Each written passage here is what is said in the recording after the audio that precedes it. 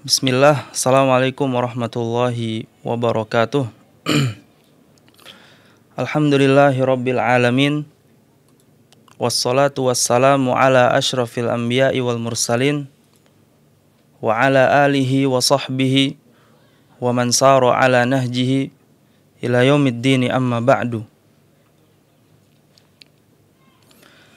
Ikhwanil kiram, a'azzanillahu wa iyyakum. Mudah-mudahan Allah Subhanahu wa ta'ala selalu melimpahkan rahmatnya kepada kita semua dan terus membimbing kita kepada jalan Allah Subhanahu wa ta'ala yang lurus sesuai dengan sunnah Nabi kita Muhammad sallallahu alaihi wasallam. Maka dalam kesempatan ini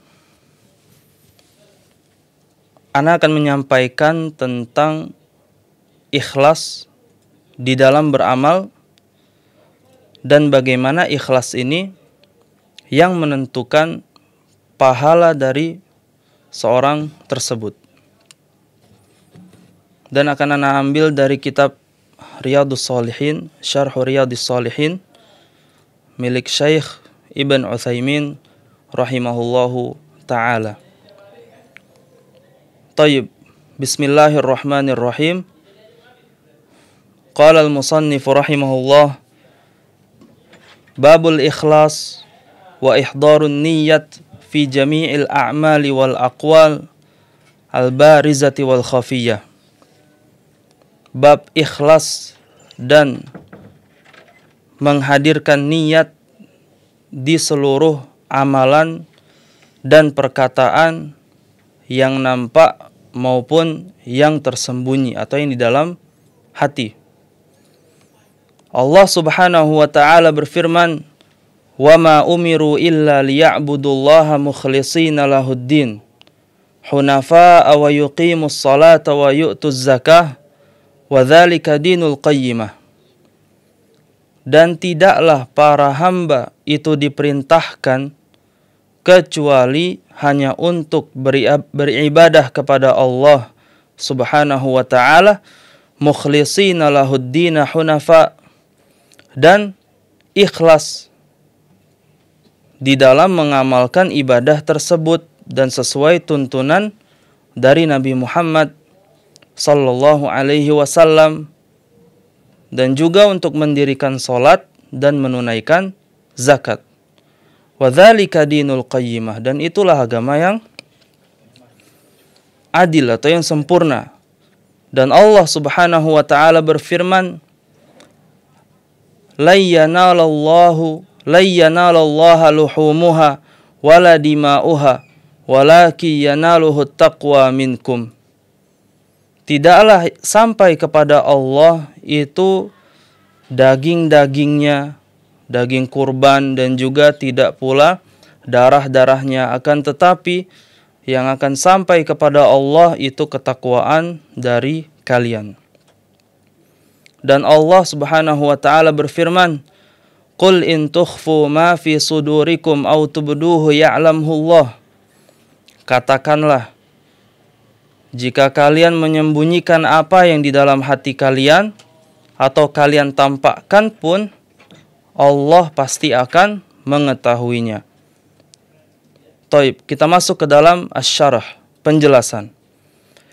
Qala al-muallif rahimahullahu ta'ala, ini yang dikatakan oleh muallif, yaitu judul tadi adalah bab ikhlas dan menghadirkan niat di seluruh amalan, mau yang nampak maupun yang tersembunyi. An-niyatu mahalluhal qalbu. Niat itu letaknya di hati. Wala mahallalaha fil lisani fi jami'il a'mal. Dan niat letaknya bukan pada lisan, di seluruh amalan. Walihada kana man nataqa bin niyyati 'inda iradatis shalah awis shaumi awil hajj awil wudu aw ghairi dzalika minal a'mal kana mubtadi'an qailan fi dinillahi ma laysa minhu. Oleh karena itu, siapapun yang melafazkan niat, artinya melafazkan dengan lisan, ketika akan melaksanakan sholat, atau puasa, atau haji, atau wudhu, atau selain apapun di seluruh amalan, maka dia telah melenceng. Dan dia telah mengatakan kepada Allah atau mengatakan tentang Allah tidak sesuai dengan apa yang Allah ajarkan. Oleh karena itu ya ikhwan, mari kita terus melafazkan, mari kita terus meniatkan seluruh amalan kita di dalam hati. Dan li'anna an-nabiyya sallallahu alaihi wasallam kana yatawadda wa yusalli wa yatasaddaqu wa yasum wa yahujj wa lam yakun yantiqu bin niyyah. Dan Nabi pun tidak memisalkan sebagaimana di dalam ajaran Nabi Muhammad sallallahu alaihi wasallam untuk melafazkan niat. Ketika Nabi berwudu, ketika Nabi sholat, bersedekah, berpuasa, haji, beliau tidak satupun melafazkan niat. Misal, Allahumma inni nawaitu an atasaddaqa, Allahumma inni nawaitu an asuma, atau an ahujja, lam yakun yaqulu hadza. Nabi tidak pernah mengatakan niat-niat yang tadi. Misal ketika ingin wudu, dia berniat Allahumma inni nawaitu an atawaddo, enggak, tapi cukup di dalam hati bahwa dia akan berwudu, mencucinya anggota badan dia itu untuk berwudu, tapi itu di dalam hati. Wa dzalika li anna niyyata mahalluha al-qalbu. Wallahu azza wa jalla ya'lamu ma fil qalbi wa la yakhfa 'alaihi syai'un. Dan itu semua karena niat itu letaknya di hati, dan Allah Subhanahu wa taala Maha tahu terhadap apa yang di hati seorang hamba. Tidak ada suatu pun yang tersembunyi dari Allah Subhanahu wa taala. Kama qala Allah taala fil ayatil lati saqahal muallif, sebagaimana yang tersebutkan di dalam ayat yang dibawakan oleh muallif tadi, yaitu kul in tukhfu ma fi sudurikum au tubduhu ya'lamullah. Katakanlah, jika kalian menyembunyikan apapun yang ada di hati atau yang ada atau menampakkannya, maka Allah Maha tahu terhadap hal tersebut.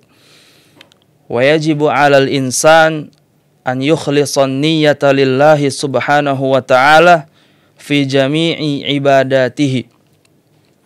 Maka dari ini setelah kita tahu ternyata Allah Subhanahu wa taala tidak memerintahkan untuk melafazkan niat karena Allah Maha tahu terhadap hati seorang hamba.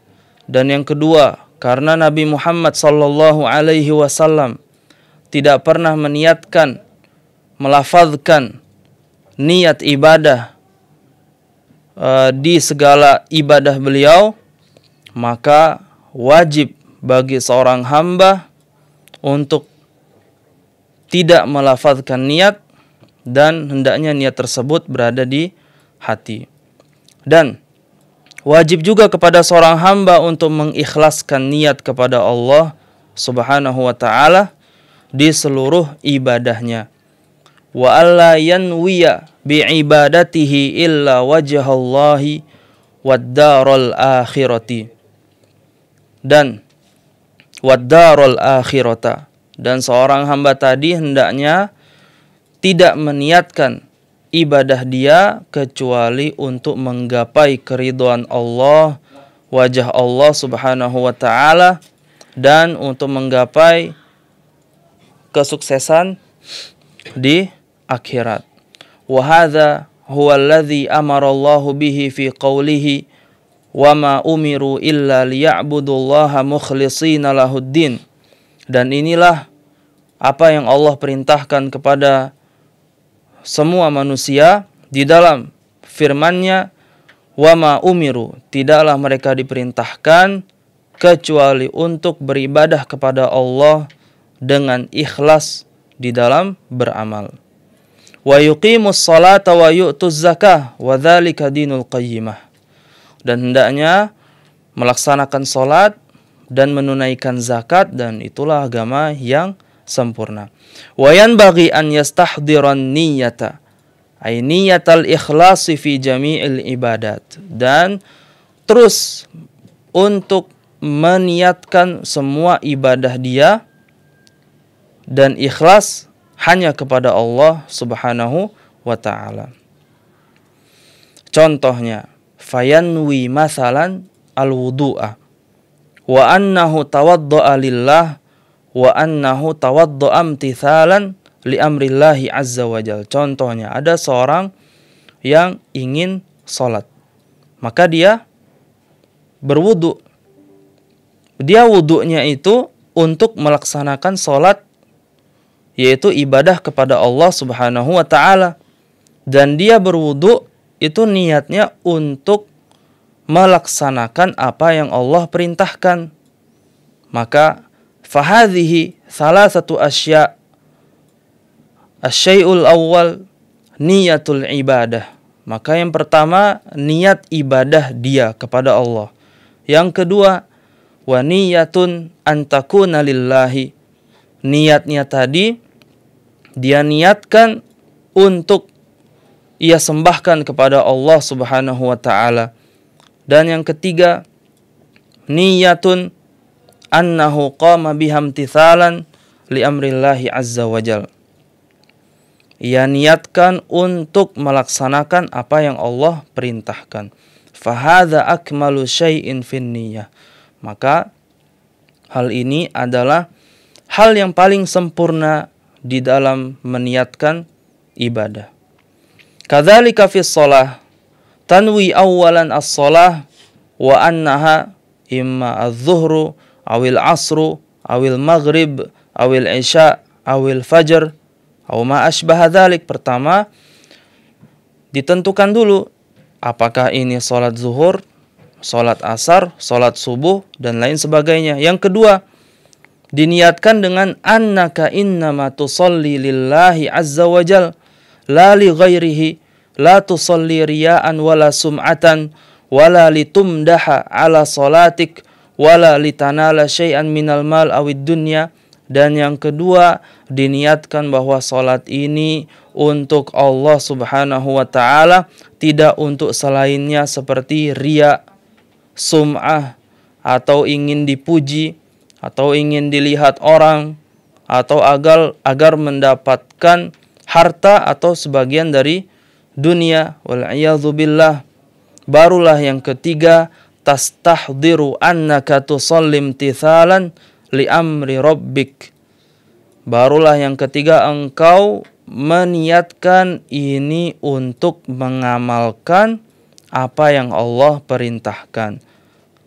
Kenapa? Karena Allah Subhanahu wa ta'ala berfirman, aqimis shalah, dirikanlah salat.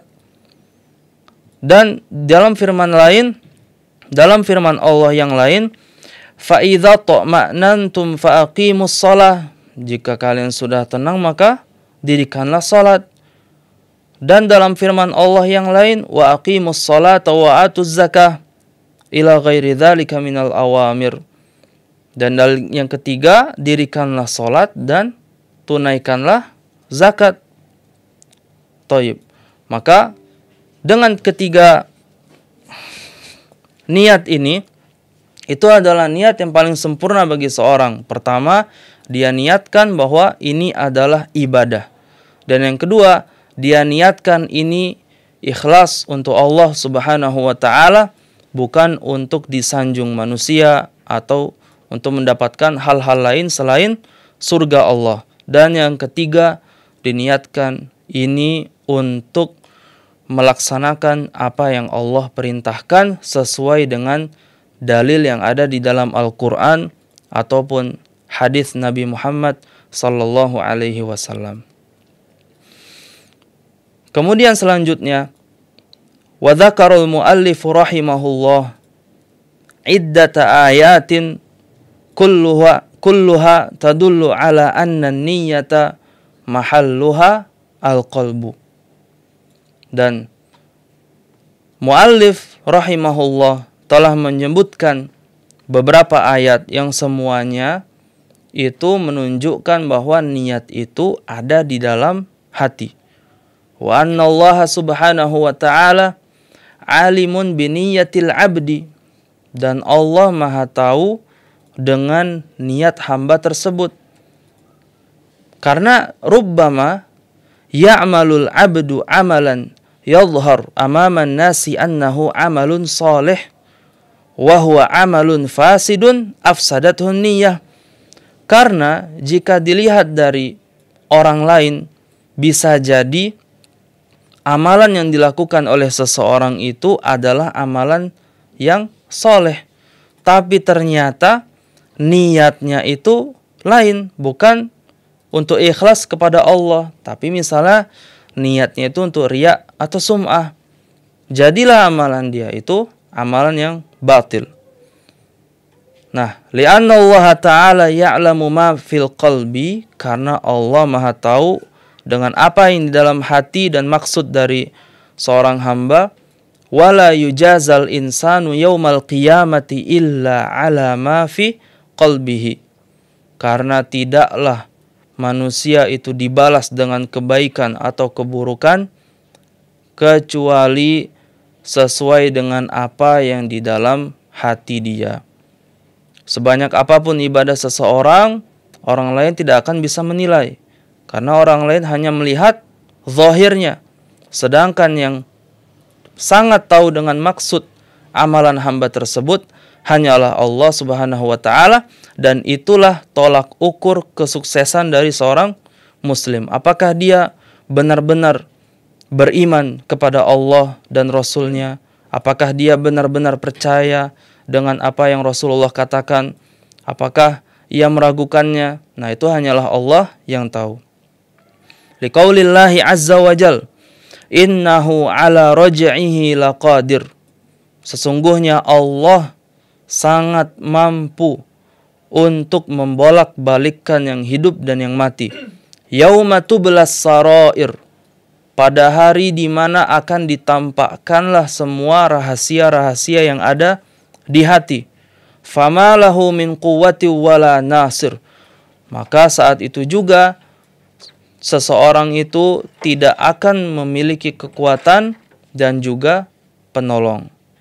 Yakni yauma tukhtabarus sarair ay al-qulub, pada hari di mana hati itu akan dicoba, akan dites. Dan sebagaimana Allah Subhanahu wa taala berfirman, afala ya'lamu idza bu'thira ma fil qubur, tidakkah ia tahu jika akan dibangkitkan apa yang di dalam kuburan, yaitu orang mati. Wa hussila ma fis sudur, dan akan ditampakkanlah apa yang ada di dalam hati dari keimanan, keraguan, kekecewaan, kejujuran, dan lain sebagainya. Maka fafil akhirati yakunu thawabu wal iqabu wal amal wal i'tibar bima fil qalbi. Maka ganjaran yang baik, ganjaran yang buruk, dan amalan itu akan dinilai dari apa yang ada di hati. Adapun di dunia, amma fid dunya fal ibratu bima dhahar. Kalau di dunia itu akan dinilai dari apa yang terlihat. Fayu'amalun nasu bi dhawahiri ahwalihim, dan manusia akan digaulkan sesuai dengan keadaan yang terlihat.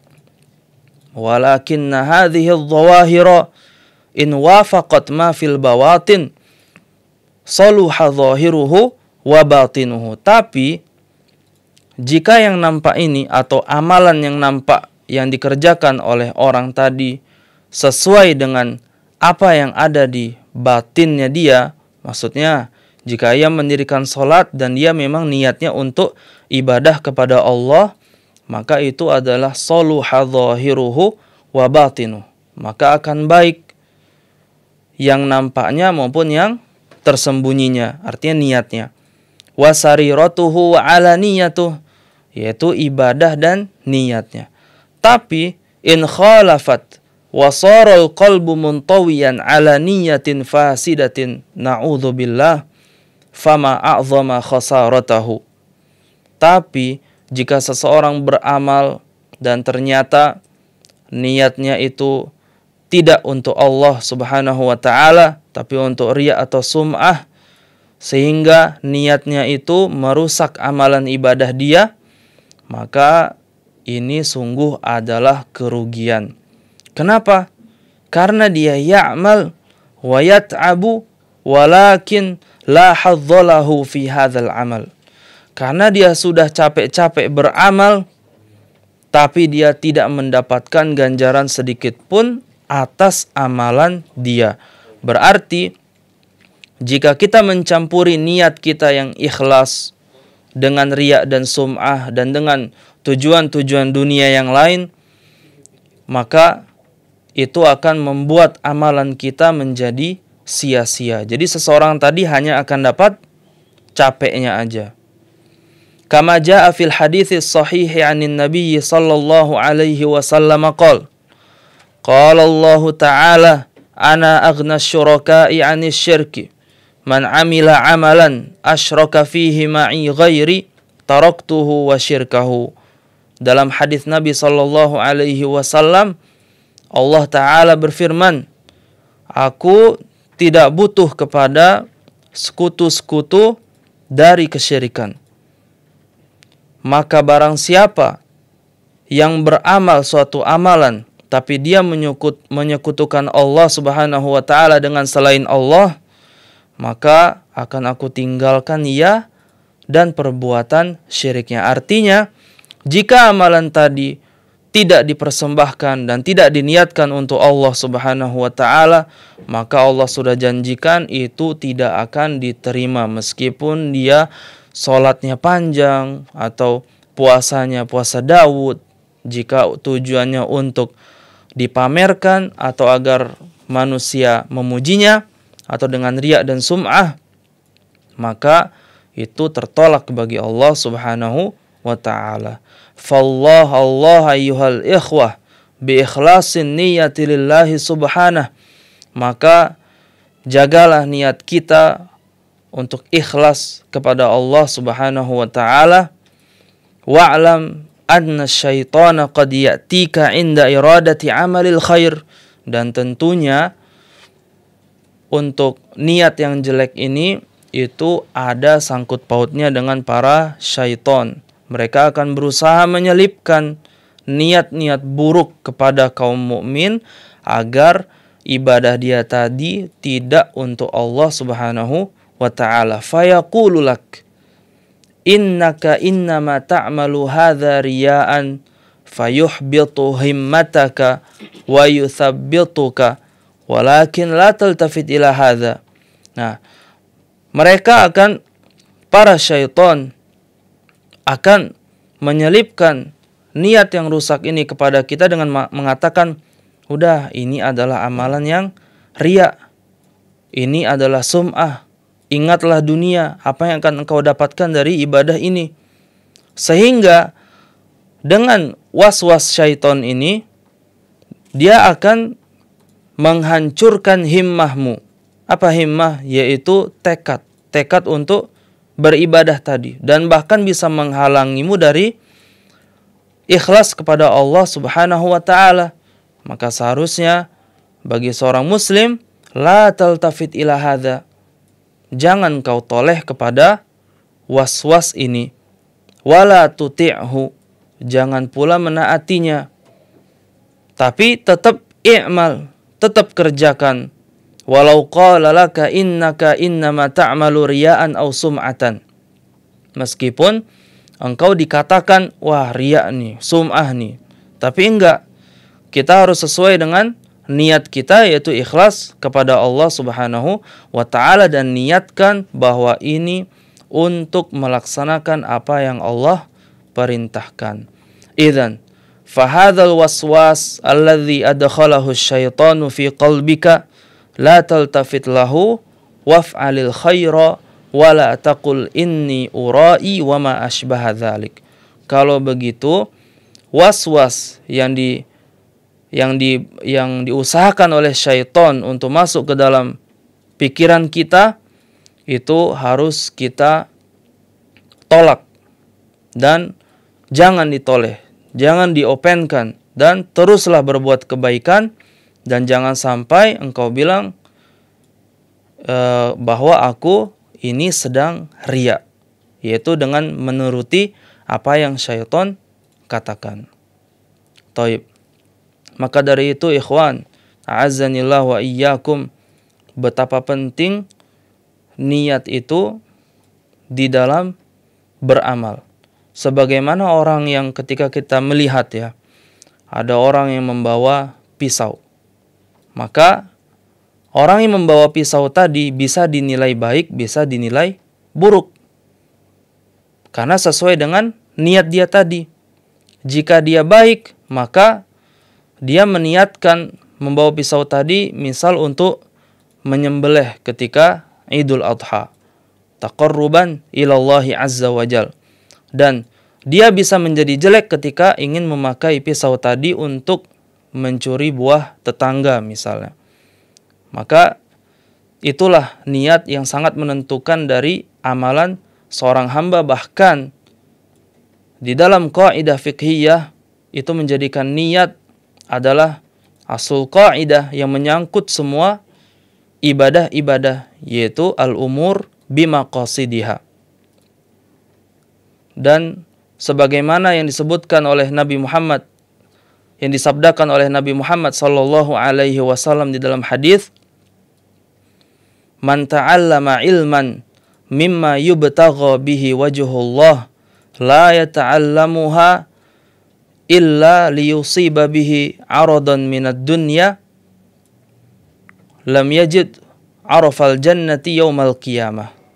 Jadi orang yang mempelajari ilmu agama yang seharusnya dia niatkan untuk menggapai ridha Allah dan wajah Allah Subhanahu wa taala, tapi ia mempelajarinya ternyata hanya untuk mendapatkan bagian dari dunia, maka hukumannya dia tidak akan mencium bau surga pada hari kiamat.